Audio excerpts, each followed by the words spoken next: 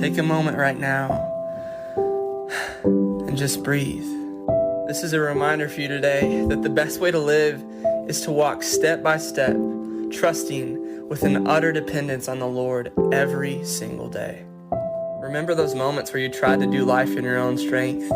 It never worked out. So keep moving forward and keep trusting the Lord step by step. You see, I got hope, so we can use a little, even when you don't, and I won't let go, 'cause a little bit of it can go a long, long way. There's hope in front of me, but there's a light, I still see it. There's a hand still holding me, even when I don't believe it. I know you're able and I know you can save through the fire with your mighty hand. But even if you don't, my hope is you alone. In every storm that we face, every time that the rain pours down, I know there's hope. In every tear that we cry, every time we ask why we break, I know there's hope. This is the king of all podcasting, thanking you for joining us for our series, Hope, Dead or Alive. We hope you're being blessed. This All Over the Road New Orleans podcast is brought to you by CoinTrader Inc. Mind your money. Oh, I'm hopeful, yes I am hopeful for today. Take this music and use it, let it take you away. And be hopeful, and he'll make a way. I know it ain't easy, but that's okay, 'cause we're hopeful. Yes, it's another All Over the Road New Orleans. It's me, the king of all podcasting, Victor DelGiorno of the Lakeview DelGiornos. To my left, Ted Semper, my brother in broadcasting, and we are continuing our series on Hope, Dead or Alive. And today we have, let's have a big round of applause for the Basils, Peter and Debbie. You know, the big question is, it's easy. It's an easy question. We're talking about hope. Is it dead or alive? Yeah. And we're going to get into Debbie's story and Peter's story. Right. It's both their stories. But before we do that, I wanted to talk to Peter a little bit about his onesie collection. Now, how many onesies? The onesie, you know what a onesie is, huh, Ted? Yeah. It's a onesie you wear to bed. It's a one piece. Yeah, it's a one piece. One It's a full body piece. So to speak. Don't you have a bunny one? Don't Yeah. you have a bunny? It's a tiger. It's a tiger. You never had a bunny? No bunny. No bunny? bunny? No. So you just have one, the tiger? It started with a one-piece woman's bathing suit that was Deborah's, and that led to, many years later, He gets a laugh track for that. things I Yeah. would rather not admit to. Get a little closer to the mic. Wait, here we go. Peter's actually funny. Yeah. Yeah, he is. He's actually kind of funny. We have to have you on when we're doing a funny show. Okay, please. We'll have you back. Just please. goofing off. That's what we normally do. But we're doing this series here. It's called Hope, Dead or Alive. And we just thought it was a time. It is May, and it's Mental Health Awareness Month. Right. And like I told the other people that have been on, Peter and Debbie, is that when I originally felt like I just really felt squeezed to kind of do these shows. We've done stuff before. We've done stuff with Team Gleason and Tunnel of Hope and Lynn Haven and New Orleans Mission, all kinds of other people. And I was really feeling squeezed to do this. And when I first started feeling it, I started thinking about people that could get on that people knew. Well-known people that might be well-known, somewhat well-known, some people that are influencers, have 50,000 followers on the socialist media and all this. And then God kind of hit me in the head with a 2x4 with a nail sticking out of it, saying, hey, look, these stories are right in your backyard. And the Basils have a story. And it's similar to Ted's story. Ted's got a similar story. It's a little different. We just want to welcome you here. Hello, Debbie. This is Debbie. Say hi, Debbie. Hello, how are you? You're supposed to say hi, Debbie. I know. Hi, Debbie. Hey, are you from New Orleans? Of course she is. And there's Peter. Say hello, Peter. Born in Hello, Mercy Peter. Hospital. I can Say it tell. again, Peter. Hello, Peter. Hello Thank there, you very Peter. much. Well, I'm glad you used a little levity to kind of lead into it because this is not a very fun topic, to say the least. You know what I mean? No, it's not. It's just not. And, people don't want to talk about it, I found at least, and that is suicide. And not so much, well, I guess what we're talking about is not suicide prevention, but we're suicide loss survivors is what we are. Correct. Peter, Debbie, and myself. And it's a club they say that you joined. You didn't ask to join. And nobody wants to be in this club. But there you are. I'm gonna let One you. I'm gonna day. let you carry this thing, Teddy. But Yes. before I do that, let me just say one thing because I haven't said this in the other previous 2 shows. Mm-hmm. Teddy's daughter was Marci. Marci I've known since the day she was born, and Marci was such a pill, man. She was unbelievable. I remember one time we had we used to do this bit with her. We did a morning show together in Texas. Yeah. And we used to have Marci. We used to do this bit called Ask Marci. All right, Marci was like 7, 8, or something like that. Maybe 10? Yeah, something 9, like that. 10 And so maybe? people Yeah. would call in and we'd go, ask Marci. And they'd ask him something, and that stuff that'd come out of her mouth. Like, hey, it hurts when I do this. She'd say something like, well, don't do that. Or I never forget the one she said, now I'm forgetting it because I need to remember it. Which is funny But stuff. when I heard about, of course, Ted's one of my oldest friends. And when I heard about Marci, Ted's not a clingy guy at all. Ted is not clingy. And, we've always had a really good relationship. He knows my whole family. He knows my other 2 brothers, and I think he worked with at least one of the other brothers. Worked with both. Yeah, actually. both of them. Yeah, because throughout the radio business. And when I heard about Marci, obviously I called him. I gave him a couple days. I called him, and the shock was just unbelievable. When I heard about it, and she had moved back. She had moved to New Orleans, and I remember Ted had said, Marci's moving to New Orleans, and I'd reached out to her a couple times, tried to get her to come over to the house and be with us, and then Katie ran into her, my daughter Katie, a couple times, and so then when I ended up talking to Ted, he was a different Ted. I mean, when stuff like that happens to you, you have a child that commits suicide. I mean, it changes you, and so I noticed a change. And what I noticed about it, most of all, in Teddy's case, was that he really needed me. And we didn't, we had a great relationship, but it was never, I was going, man, this guy really needs me now, and I'm as close as he's got. I'm probably closer than any family. I mean, you're closer to me than my family. Yeah. And so I remember we had this thing, she wanted her ashes spread out over the Mississippi River in the Bywater. And I remember walking over this big bridge, and God, it was like an unbelievable walk. It was at that time, my cardiovascular wasn't as good as it is now. Over there. Yeah. And so she had a bunch of friends there and everything, and they were wonderful. They all loved her. I mean, she had she had a wide friend base. She was in the service industry. She was a waitress or a waiter, I guess you could call that. And then I didn't know the story, and then I asked Ted. I don't even know why I asked him. I said, "Well," I asked him how she did it, and when he told me what she did, because she had tried a couple times before. Using other means. When she told me that she had actually hung herself, I just lost it. I mean, there was just something about that made it just so much more difficult. And I said, oh my God, and so, Ted, this is Debbie. I know you've talked to her before and maybe did some. We did. You introduced us shortly after Marci passed away, because you said When did Marci pass away? It was August of 18. Okay, so Blake was May of 17. Okay. So Yeah. he was right at the Yeah, the year before.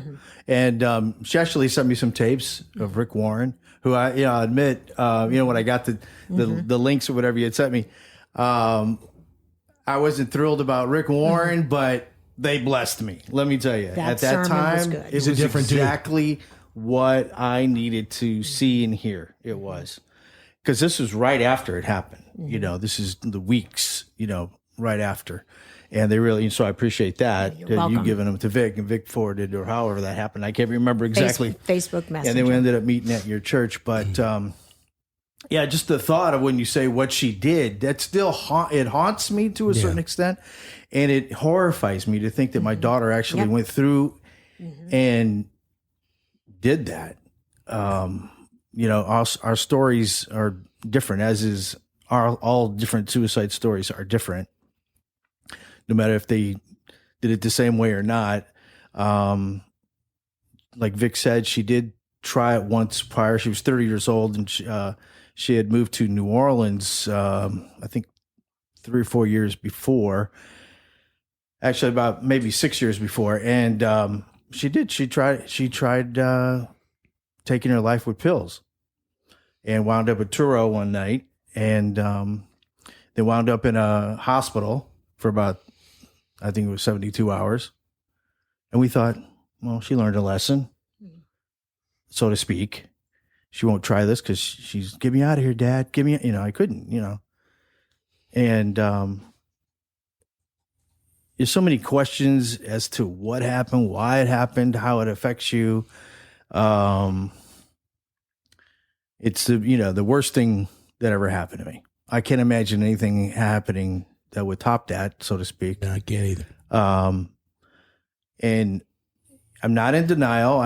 But some days you just wake up and go, did it really happen? Still, I'm 2.5 years later, and you're now 3 years, 4 years. It's going to be 4 later. next week. Yeah. And, like I said, each situation is different, and it's just not something people want to talk about. I mean, I don't know where to really start here, but with the story, but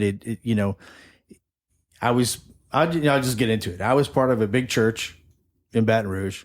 I guess we don't need to say the name, but you can figure it out. Yeah. Major media ministry. And after this happened, we were crushed, me and my wife. And Marci had a sister and a stepsister. And specifically, me and my wife prayed for years because we knew she struggled with this depression and mental illness, which I knew nothing about. I didn't, I thought mental illness was, that's what happened to somebody else, or they're crazy people. Yeah. It's not the case. It's not that at all. Shame on me, but that's what that's what I thought. And suicide just happens to somebody else's family, and so I had my faith crushed, but because we prayed for that not to happen, and then ultimately, then it does happen. And I needed my church at the time. And I'm just skipping to that because that was a big part of our story, because we needed to be ministered to. We couldn't change it. My faith was crushed. I needed somebody to minister to me and tell me that everything was going to be okay for me and my wife. And the church wasn't there. And I don't know what y'all may have a total different story. We do. Which is great. But this is the story that this is what happened to us, and they just weren't prepared. I don't know. I don't know why. They just weren't there for us. And a series of events, we left, and we actually worked there at the same time, and so we left and all that. And with Terry, who was on the show, on the podcast just before, she said this terrible event that happened to her, but it actually brought good in her life. After, I would never be able to relate to that, but I can say the same thing. I can say it's changed me, it's changed my wife, it's changed our marriage, it's changed just how we look at life in general. It's such a big event, and it just shakes your whole world, To the core. To the core. And I admit, when you talk about hope, I was losing hope. Yeah. Hope was diminishing pretty quickly there in 2018, So you're back in a good church now?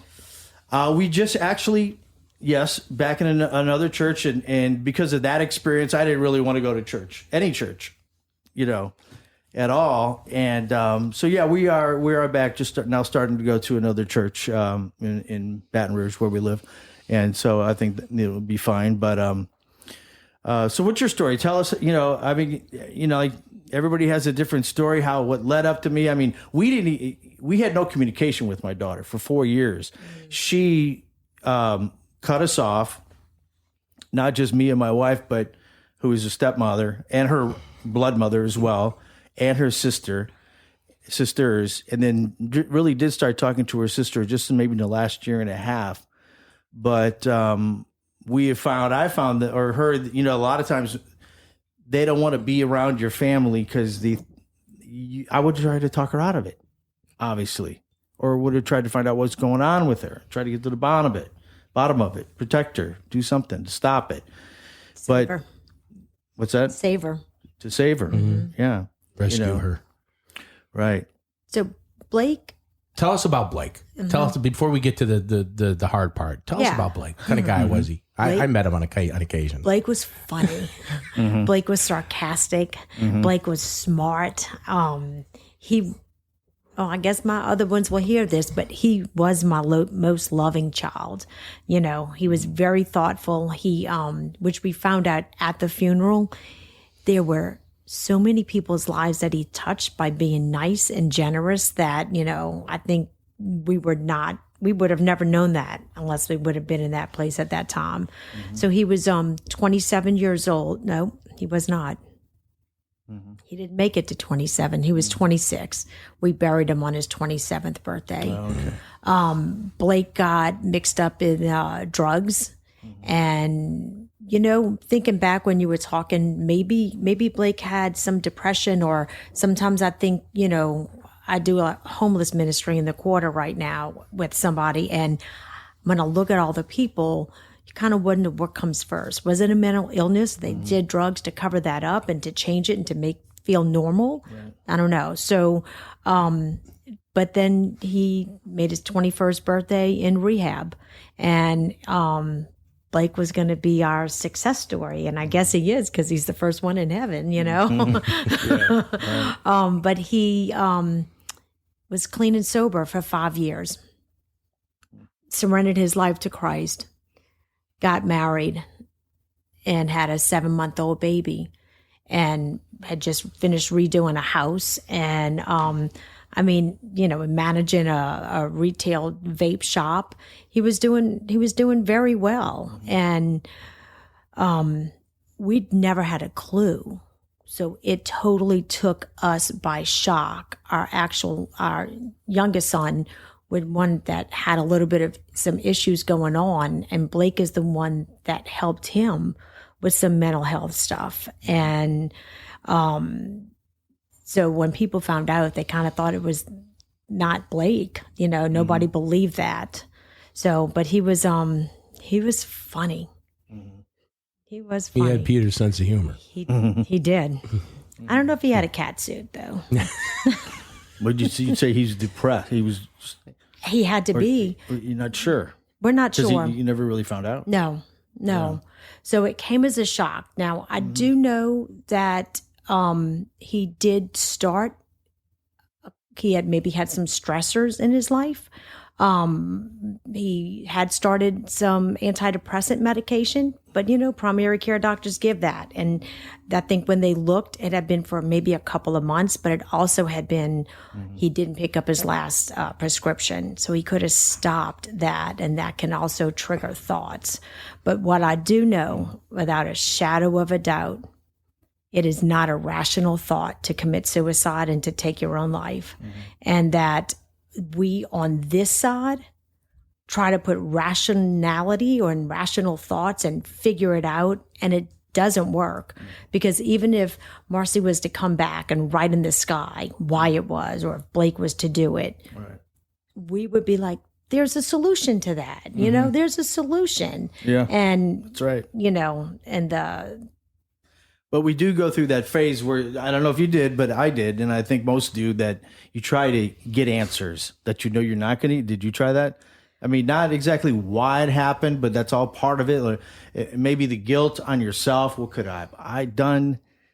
Oh, that weighs heavily on you. What could have I done differently? You know, you try to trace it back. If there's a mental illness, when did it start? I mean, she seemed to be a happy kid. You just talked about when she was, you know, evicted, when 9, 10 years old, and fun and having, you know, it's like a normal kid. Where did it go wrong, so to speak? I think back in the garden.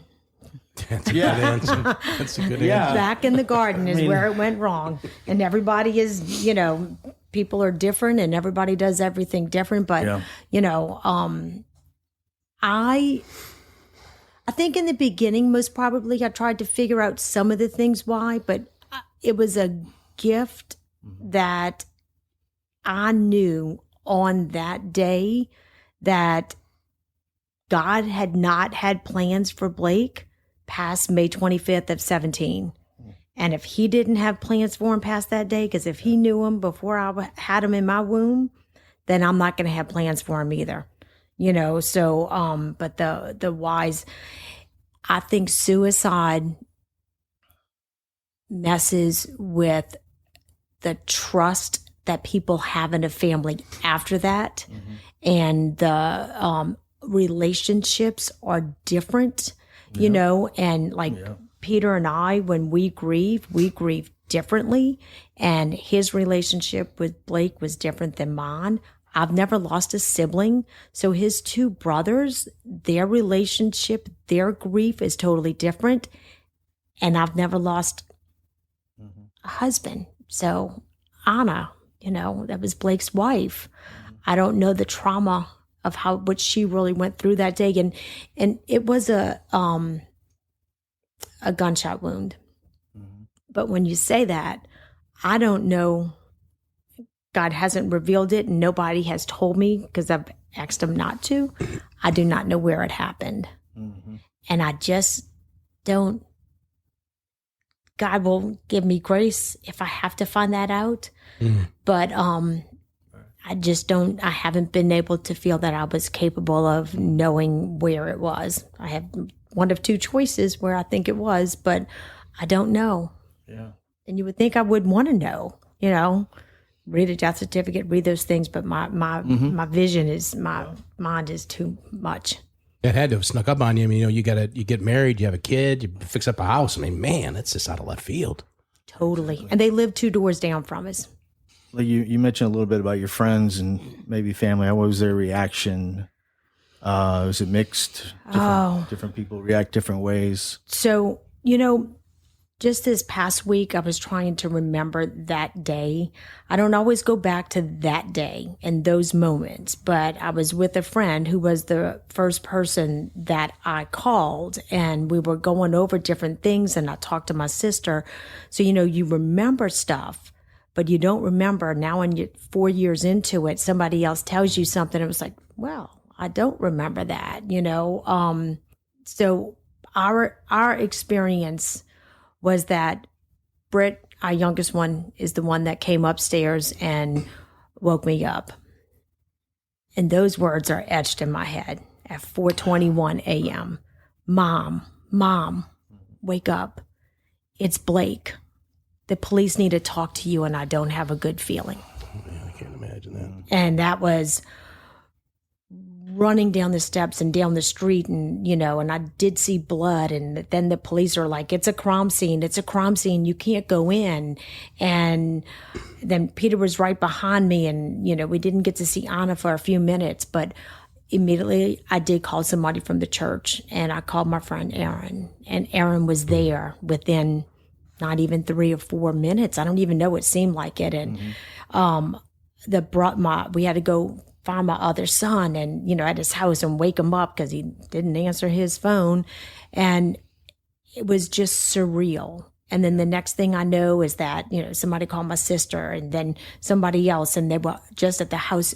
Everybody was total disbelief. And I remember at one moment I thought, this is what it's like when you see somebody with trauma on TV. You know, and I'm a nurse. So I've seen trauma, you know, but everybody was absolutely in shock. Yeah. Why is it, do you think, if people, at least I've noticed, that people don't want to really talk about it? Because they don't know what to say. They don't know what to say.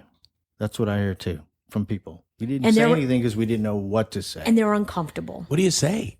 I'm sorry. Yeah. And sometimes, but guess what? You don't have to say anything. Yeah. If you have a friend, if you have somebody, you don't have to say or do anything. There was a girl that showed up at my house every Thursday night for months. Very quiet. I'm not even going to say her name because she wouldn't want me to. And this is not her demeanor about doing this, but she showed up. She would just sit on the couch. We would just talk. She just sat. We watched TV. Or she would send me a message. I know it because Thursday is the day it happened, and I never thought a Thursday would ever be a normal day. And just being with someone, bringing toilet paper to their house because they have a lot of people coming over, you know. I think people don't know what to say because it's suicide, and they feel like it's taboo, and you don't go there. But that's what makes it taboo. It's dirty Because I've said this to my wife. My mother passed away in 16. That would have been Marci's grandmother, and she was in her 80s. Terrible loss when you lose your mother, but it's nothing like this. But I've told my wife, I said, I'm almost glad my mom wasn't living when this happened because I don't think she could have handled it. She's one who would not have told other people. She would, and people do this, they come up with, oh, they died from this, not suicide. Yeah. They just, I don't know why. I've never had that idea. I never thought that. I'm just going to say what happened. Why wouldn't I? Can't change it. It happened. Did you ever have that thought, Peter? I think I get it. That people attach such a horrible stigma to that, and there are no easy answers, so it's painful. But I don't know. I've just had a peace about this thing so quickly that God just showed up. Tell me about that. Yeah. There's no other explanation, but when we got to the house, Blake was supposedly being rushed to a hospital. It was, I don't know, maybe an hour. I don't know how long. The time was off. That we heard after from a policeman that he didn't make it. So he made it to a hospital, but he didn't survive that. And from the moment I had to tell those words to Debbie that he's gone, there was a piece that made no sense. Passes all understanding. I mean, just none. And it's never left me, and it's been stronger and stronger as things unfolded from the morning shortly after that, when every pastor, including some new ones we didn't even know at the time, showed up at our house. The church just filled the house. The neighbors were bringing stuff. They didn't even know what was wrong. They just knew something. So watching it unfold with the care, and just that morning, I just remember, and I'm just going to say this because I think it needs to be said. I should not have had any clarity with anything, but I was in front of my house when our dear friends Donnie and Judy, who lost a son, showed up. He's going to be on our podcast. And our niece used to date their son, and we just had a relationship of some type back then, all before we came to know Christ. And they were in front of my house standing next to a couple who lost a son to suicide.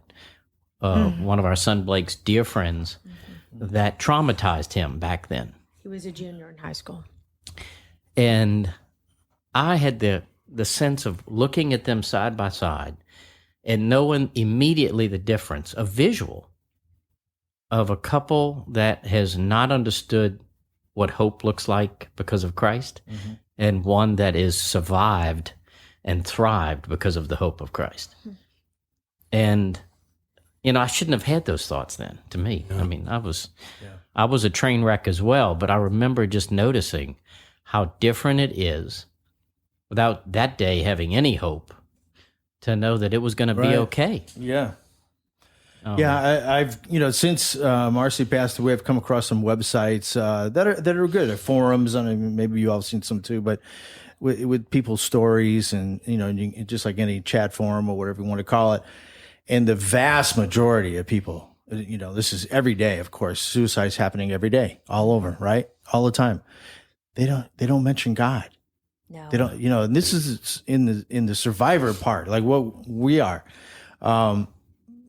They don't mention God. I don't know how, and some of them don't make it. Sad to say, they have no hope. They don't have God, and they resort to other things, a medium, or I'm going to try to talk to all these to heal, all in the hopes of healing through these worldly methods that are going to make it worse, And I reached out a couple of times, like, I'm only making it with the Lord's help. And I was kind of shut down, like, okay, that's good for you. What works for you, you know? But that's sad, though, you know, that the majority of people don't look to God to help them. Because, you know, suicide's a terrible thing. The pain is unbearable. But still, the Lord is helping. The Lord is healing every day. Now, this is a story you're not going to want to pause and come back to. It's like a book you can't put down. More of Hope, Dead or Alive, on All Over the Road New Orleans, the podcast. Stick around. All Over the Road and their staff and management would like to thank you for 2 seasons, embarking on season 3. Thanks from all over the road. This is the announcer guy speaking. I can't believe it, Nick. It's already season 3 on All Over the Road New Orleans. I can't believe it either. You saw when you had that little pop idea in the top of your little pudgy head. Yeah. Hey guys, hey, thanks for letting me enjoy season 3 with you. I appreciate you inviting me to be on the show so I can forget it anyways. I'm just glad to be Thanks, here. Ted. I think you should be. Yeah, because I wasn't here from the start. I feel like, you know, maybe I am. I mean, you know what? at this point, I'm you're so happy to be here part on of the season team. 3. I can't contain myself. You know, if you're from New Orleans or have ever lived in New Orleans, you've obviously heard of the very famous radio announcer called Scoot, and he loves All Over the Road. And this is what Scoot had to say about All Over the Road. Is this good? And I just, when I'm all over the road in New Orleans, if I was going to listen to a podcast, but I'm not, I would listen to AOTR. Nola. And why aren't you listening to podcasts, Scoot? Why not, Scoot? Because I'm not a homosexual. I don't care what people say. I'm not a homosexual. You just play one on the radio. That's good. Shut up, Vic. All Over the Road New Orleans, the podcast that Scoot listens to. I never did like you or your dad. All Over the Road New Orleans is brought to you by Coin Trader Inc. Mind your money. Oh, I'm hopeful, yes I am hopeful for today. Take this music and use it, let it take you away. And be hopeful, and he'll make a way. I know it ain't easy, but that's okay. We're here with Debbie and Peter Basil, or Peter and Debbie Basil. Although Debbie tends to be the front woman. Just kidding. I allow it. Just kidding. And we're doing our series on Hope, Dead or Alive, and we're talking about Ted's experience losing his daughter Marci and the Basil's losing Blake. I noticed you got it's that ring around you. Is that? So this is Blake's thumbprint Okay. that, you know, you get from a death certificate. And this was my parents' 50th wedding anniversary ring. And Blake was very close to my father. And Blake wore this on his wedding day. Oh, So I Anna knew it kept had his some ring. significance. And then I wear both of them. Yeah. So where do you find hope in a time like this, Peter?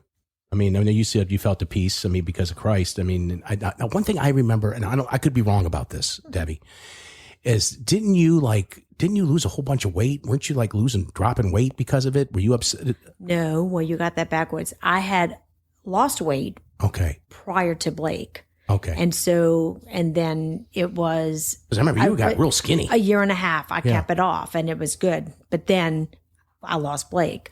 So I turned to my Cheez-Its and my bread and my pasta. And Understandable. and that's recently, God finally told me just maybe 2 months ago, he said, Debbie, you are grieving well and you are learning how to grieve and how to have hope. It is time to put away that sin of gluttony that is never going to bring Blake back, that is never going to give you comfort, and it can only come from me. Okay. There you go. I was kind of sad I brought it up. Now I'm glad I did. So that's very good. Yeah, and I didn't have the food issue necessarily, but I know what you mean. But I had it with friends, not Vic, but people that I knew that would just disappeared. Oh. And I got angry and bitter. I guess that's, I remember. That's like a normal reaction, I guess. But the Lord just put it on my heart and says, they can't help you. Only I can. Mm-hmm. They can't help you.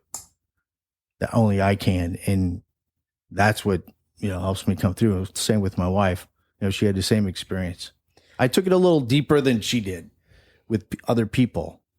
I guess, I don't know, expecting more from them or something from them that I wasn't going to get. that I would only get from God. Somebody gave me, I got lots of books. I don't know about you, but I got lots of books. And, at that time you have the attention span of a gnat because you can't even put two sentences together. And there was one book that somebody gave me called Grieving with Hope. And it was a book that I didn't have to read start to finish. Each chapter was a different subject, and it made so much sense because it was a different topic, like what to do when people say stupid things, because people say stupid things.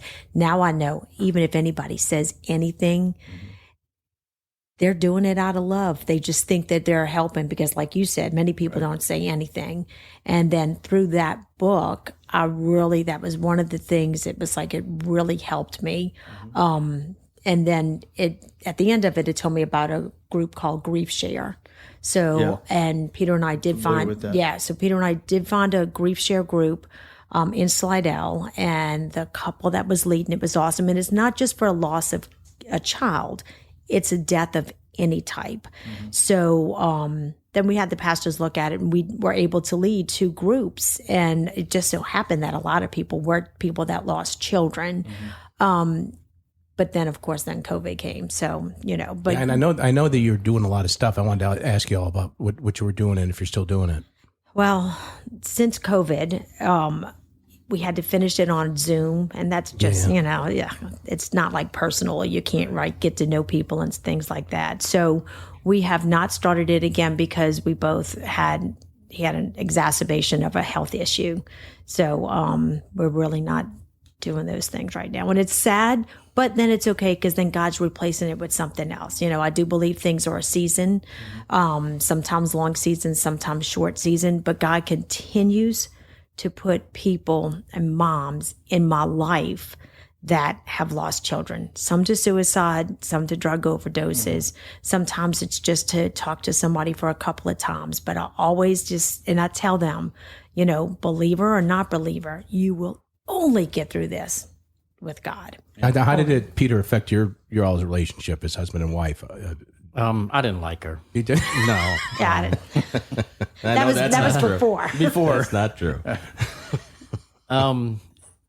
It did what I think it doesn't do for a lot of people who don't have Christ. It brought us closer together from the day after of our deck and our hands in the air singing to God when it made no sense. Right.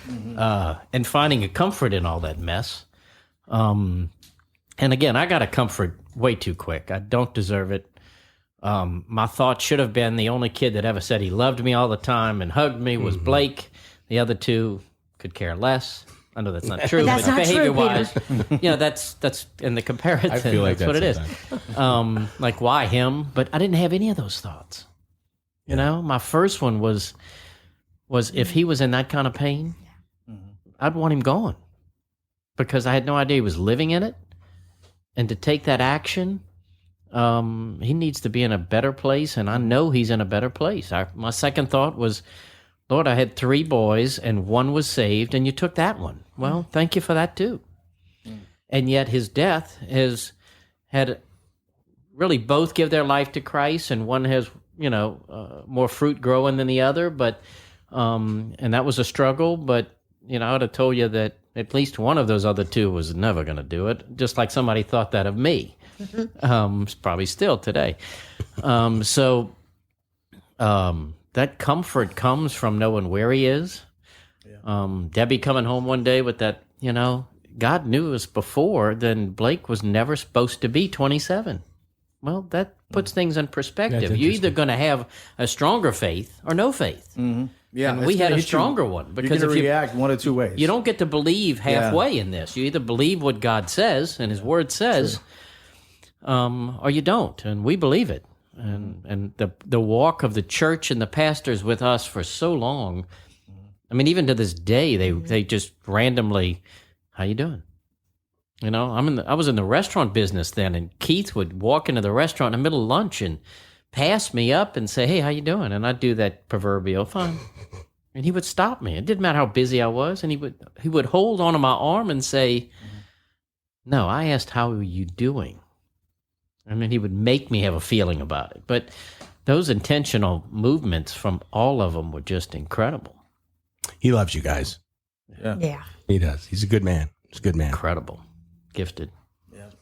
So what would you say to, someone, Debbie, going through this from a mother's perspective? I mean, mother and son, you got this loving child, for lack, I don't want to say it, but, maybe your favorite Well, I would son. say that Mother's Day is a made up event. Okay. Yeah. So I hate Mother's Day. Yeah. It's all propaganda, whatever, and then we have May, we have mental health awareness. We have Mother's Day. I have his Death Day or Heaven Day, I guess really is. I have to train myself better with that. Well, I had no idea I was Heaven hitting at a date. bad time like this. And a great time. It's Really, it's when God's we're perfect thinking- timing.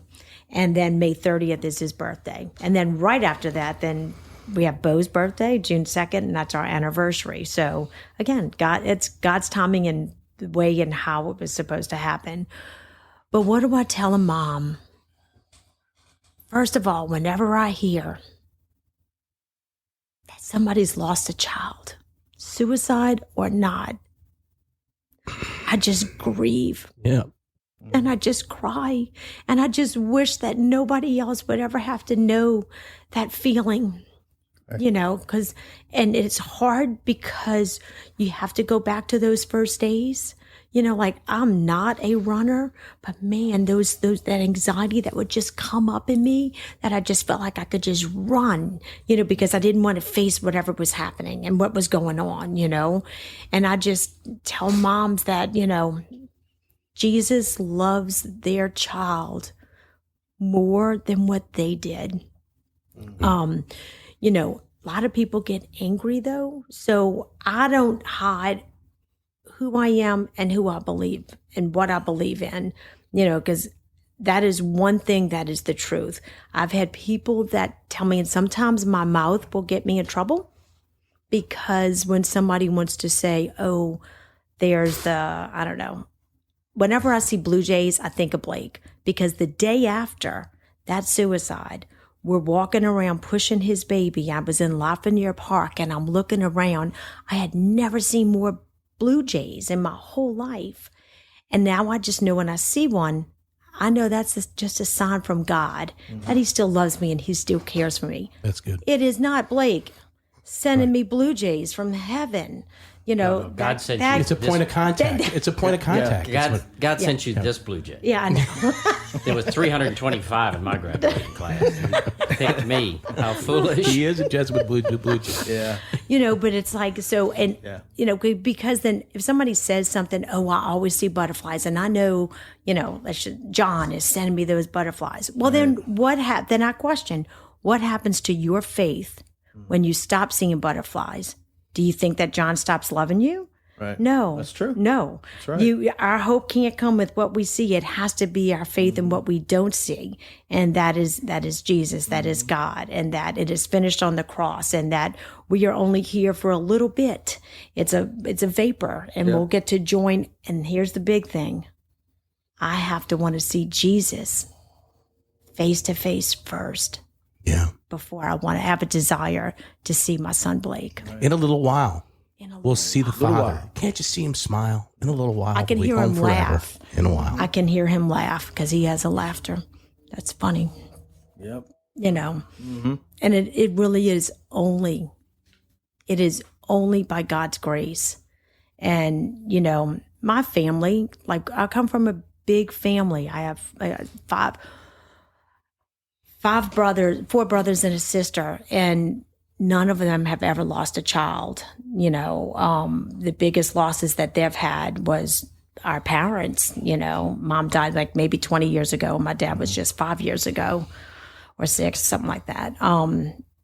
It's life goes on. And this is hard for us as survivors, that life goes on. Our world stopped. It stopped. But theirs didn't. Theirs didn't. Somebody graduates, they have babies, they have this, they have fun things, like those first family events, like getting together. Oh, God. Oh, it was so difficult. And I would always just give myself an exit. Like Peter and I had a plan.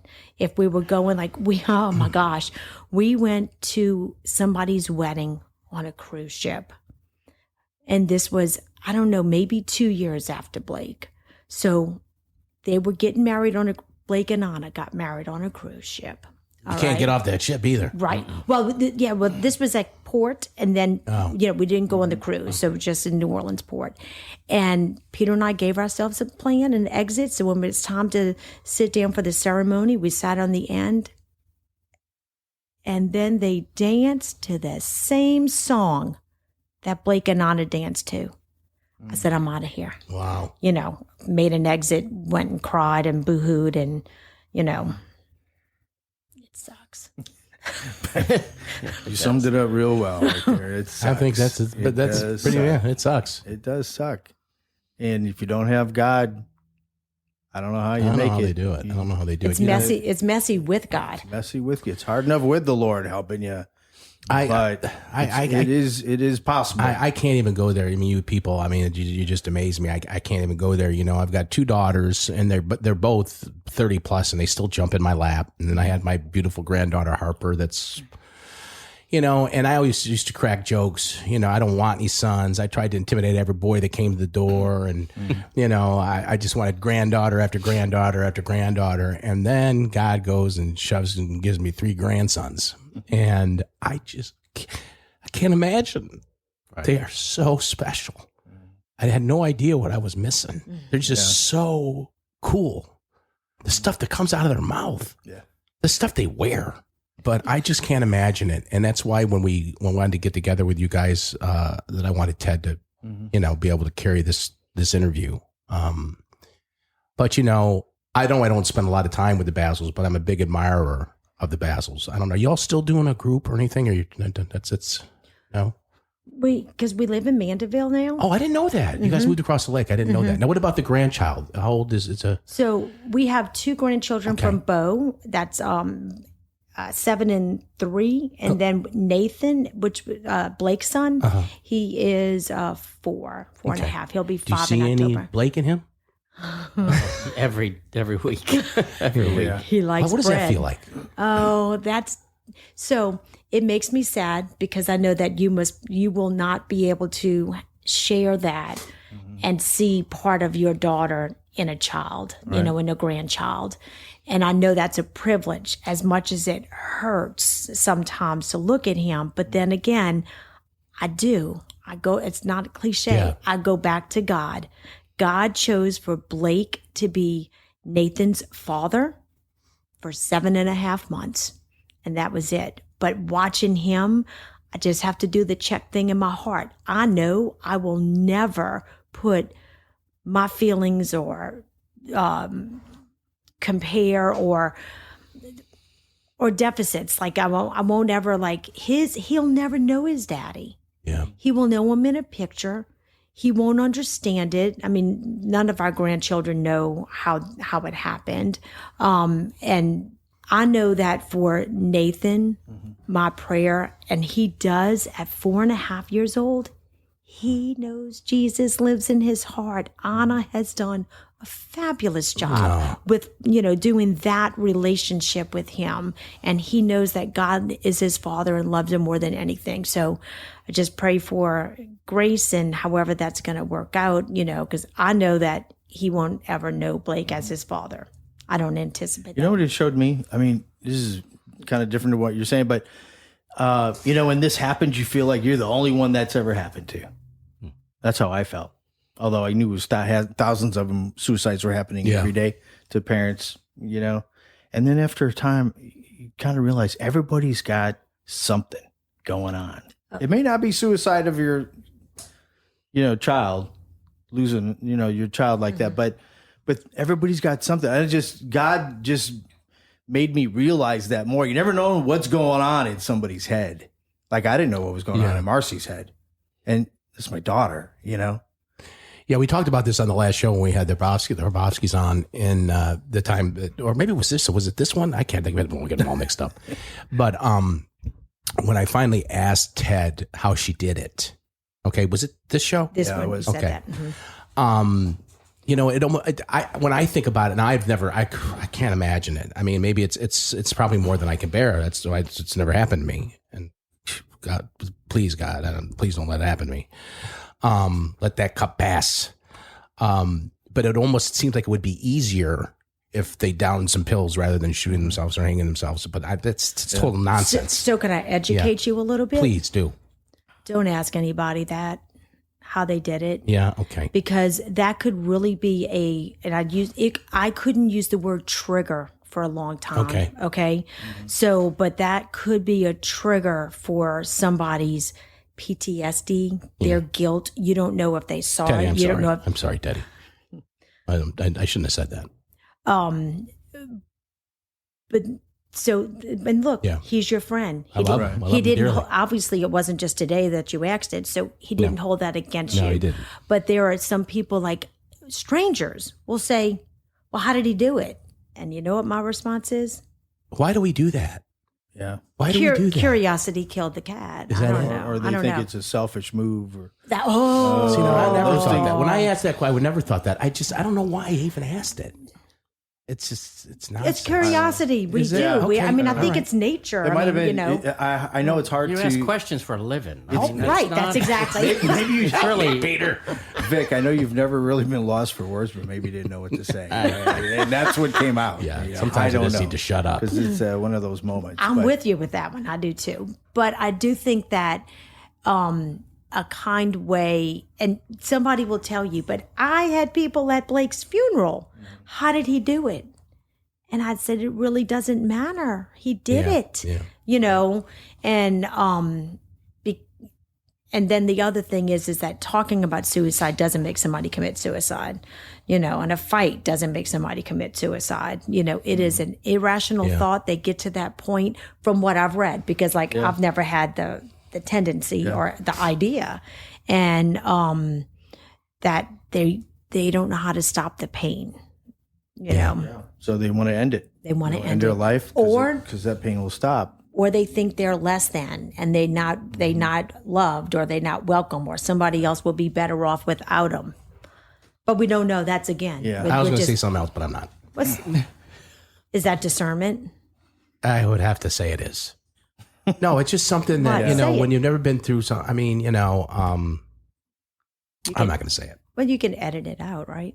look, this is about taboos that we don't Yeah. want to exist. Then because talk, we should then be able to ask. talk We should. and Yeah. learn. I mean, you wouldn't have Yeah. had Debbie's honest response about the question. I almost disagree with Debbie a Okay. little bit there, All right. because it didn't bother me when you asked me. Okay, well, thank you I for mean, telling me. and I, you know, but I guess it's who asked you. The thing I was, I've known Right. Vic for Well, 40 that's true. years. If it was just some person, like, how'd they do it? Right. all right, I'm going to say it. We can Yeah. edit it out. Yeah. And y'all can chastise me or whatever. Whatever. But, oh God, Just say it. this is going to sound foolish, but this is the way my stupid mind works. To me, it takes a lot of guts. It takes a lot of guts to do It that. does. And It does. I'd be lying to you if I told you with the mental illness that I've suffered with over my years that I haven't thought about it, because I have. You have? I have. Okay. But I just think it takes too much guts, and I don't have the guts. Now, I don't think that way anymore, but there have been times in my life when I felt mental illness. They had me on all these goofy drugs that make you crazier. That when you see the commercials now, in those days, they didn't have the commercials. Right. You know, the thoughts of suicide. I mean, but in 1990, when I was taking Prozac and down in Xanaxes because some doctor said I was clinically depressed, this is goofy things that just cross your mind, you know? It's like, but no, because I think a lot of people do, and what I'm trying to say is I thought that it was a cowardly move. Mm-hmm. It was they just ended their life to exit out of here I'm because they thinking the couldn't opposite. face reality, and so they just ended their life. I mean, I have to admit I thought that way. I should have left the room for this interview. No. No. Look, we had a pastor, the guy who wrote a book, come talk at our church. Jack Deere? Yes, and his son committed suicide in their house, and his words sounded so offensive, and yet I didn't take it that way. But he says he didn't want his life to be affected by one reckless act of his son. That's true. I mean, that's a true thought for him in that event, and I think it goes back to mental illness and the pain they must be in. I wouldn't call it any other but that. Yeah, that's good. You know, No, but I it's don't know not if- guts. It's not, in Yeah. my opinion, this is strictly someone in such Right. deep pain and despair that there's no other answer but to end your life. And that's just not logical, as Debbie started this thing with. Marci wrote a letter. She left a letter. Oh, she left a letter. Sent it to her sister through email, but didn't send it to me. But nevertheless, she kind of said what you just said, that she was tired. She was tired of trying to be happy. And that's what we heard at the mission from these people. Yeah. Yeah. You know, now, you know, I analyze it and go, well, why didn't she look to the Lord? Why didn't she, you know, a million times. And I struggled with that for months. And I know I told you, it's like, you know, because, you know, where is Marci?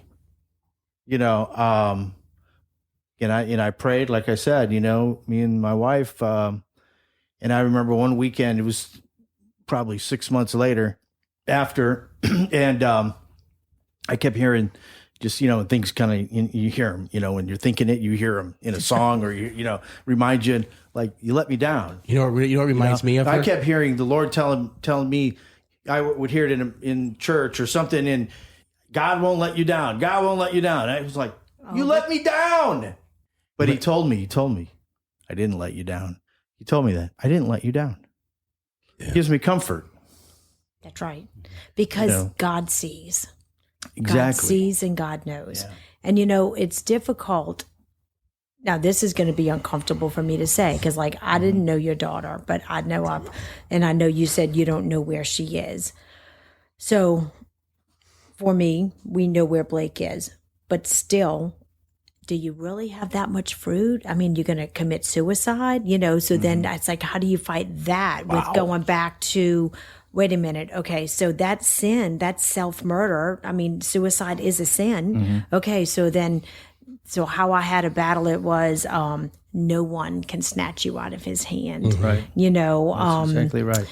what was the other ones I use a lot? I don't know, but that's the big one. And like, we don't fight things of flesh in this world. I mean, it is all spirit and principalities, and you know, we have to fight it with truth. But I have encountered several people that don't know, and that has to be difficult because then again, you are on God's promises. You know, if she was 5 years old or 7 years old or 10 years old and had a relationship with God, then you have to be on the same promises that I am, that, you know, nobody can snatch him out of his hand. It is finished when they say yes, you know, and it just, the endings look different. Right. That's exactly right. That's really good. And I believe he answered me because that's what we prayed for. Protect her, save her, keep it in. You let me down. But he said, I didn't let you down. That's all he said. He didn't say anything more to me, you know, just, I did not let you down. Have you ever been anywhere out in public that's like, all right, I talk to strangers, okay? You know, like I can be in Walmart or Dollar General or Dollar Tree or whatever and talk to strangers. But have you ever met somebody random that you're having having a conversation with, and then you find out that they lost a child? Have you ever had that sense? It's like an automatic like connection. You might not know anything else about them, you know, but it's like you have a connection. Then all of a sudden you can look at them in the eyes and you just know, you know, and they know you. And I think that's it's like automatic bond. It is bonding. Yeah. And I think that's a gift from God for us to be able to connect as human beings. You to said other something people. a couple minutes ago, and I wanted to say, I forgot what you said, but it seemed like the perfect thing that we want to get out of this series about hope. And I can't remember what it was just a few minutes ago. Well, I'll end it then. Okay.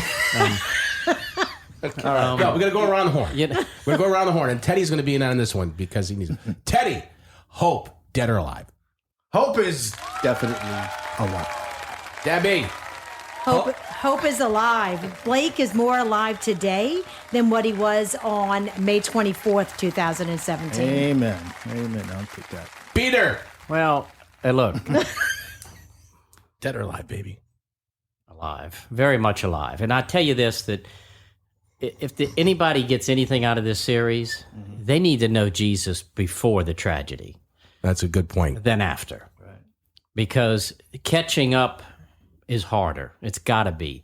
if we stand on the promises of God, he did just what he says. I mean, he will take the mess the enemy is trying to devour us with and make good out of it.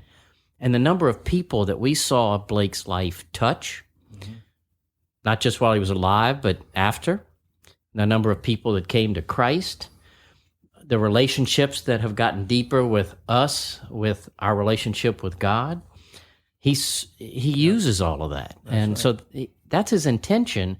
Then there's no waste here. I mean, we may have to prematurely grieve over the loss of a child, but God's ways are not our ways. And He's not like us. I wish I could figure it out, but trust him. That's good. That's good. Thank you, all three of you. Thank you. We appreciate you, and I'm just hoping that God uses this, and it'll give people hope in a time where hope is, I think, drastically needed, and hopefully we accomplish that. Well, thank you, Debbie and Peter Basil. God bless you both. Thanks for being Teddy. I love you. I love all three too, of you, brother. Thank you, Teddy. Thank you. Thank you. It's all over the road, New Orleans. You see, I got hope, so we can use a little, even when you don't, and I won't let go, 'cause a little bit of it can go a long, long way. There's hope in front of me. There's a light, I still see it.